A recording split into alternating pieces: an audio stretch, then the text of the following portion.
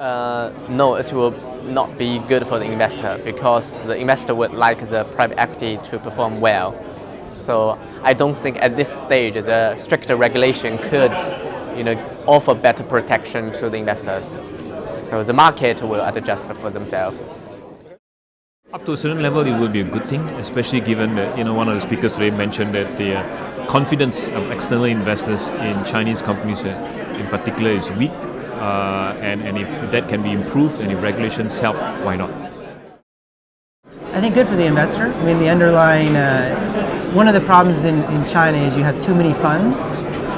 So too many funds that should not have ever been formed, which creates artificial competition, makes pricing less attractive potentially.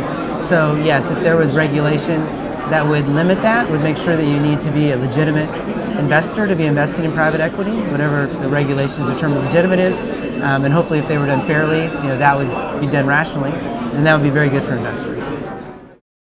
I think the investor wants to know who's managing their money and what kind of return they're going to get, and that there's not going to be any shenanigans, and there'll be real due diligence, and also it will follow FCPA and all the other rules that companies have to abide by. So I think whether it's domestic laws or international laws, they got to be good. Good because it's going to provide more transparency, but it might cause disruptions, and they've got to watch that as they're going along.